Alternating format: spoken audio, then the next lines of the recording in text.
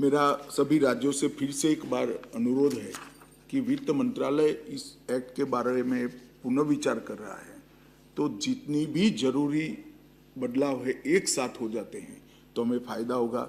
सभी राज्यों के मुख्य सचिव महोदय और पुलिस प्रमुख वित्त मंत्रालय को और पुलिस प्रमुख गृह मंत्रालय को अपने एक्ट में सुधार के सुझाव भेज दे। ये बहुमूल्य सुझाव हमें सभी छिद्रों को भरने के लिए बहुत उपयोगी होंगे।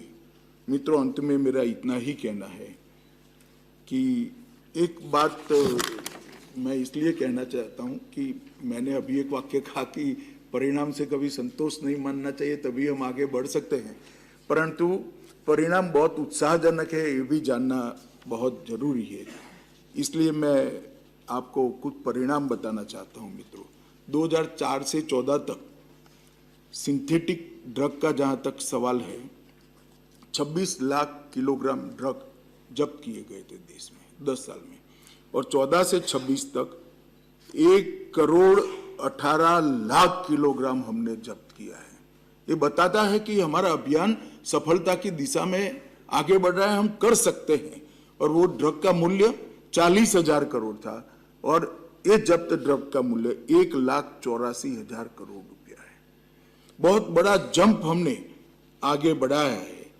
डिस्पोज करने की मात्रा 4 से 14 में 3,26,000 किलो थी, अब 82,07,000 किलो ड्रग को हमने नष्ट कर दिया है और इसका मूल्य 89,896 करोड़ रुपया है, जो पहले सिर्फ 8,000 करोड़ रुपया था। इसी प्रकार से अवैध खेती के विनिष्टीकरण को हम लगातार बढ़ाए गए हैं। 2020 में 10,000 एकड़ विनिष्ट किया था, 25 में हम 42,282 एकड़ अवैध खेती को विनिष्ट करने का काम किया है। और जो पकड़ के मामले हैं उसमें 1,73,000 केस 4 से 14 में हुए थे और गिरफ्तारियां 1,95,000 करीब 2 लाख लोगों की हुई थी। अब 8,75,000 केस रजिस्टर्ड किए गए हैं और 10,97,000 मतलब 11 लाख लोगों की गिरफ्तारियां हुई है। मित्रों, ये आंकड़े बताते हैं सब में 5 गुना, 6 गुना, 8 गुना, 12 गुना वृद्धि हुई है। आंकड़े बताते हैं कि हम प्रयास करते हैं तो सफलता जरूर मिलती है। दुनिया में कई देश ऐसे हैं जिन्होंने इस लड़ाई के खिलाफ अपने हथियार डाल दिए हैं। इन्होंने मानवता के नाम पर अरेस्ट करने का काम बंद कर दिया है। अरेस्ट मानवता के कारण नहीं करें, इनकी जेलें भर गई है, जेलों की कैपेसिटी नहीं है, इसलिए इन्होंने कानून में बदलाव करना है।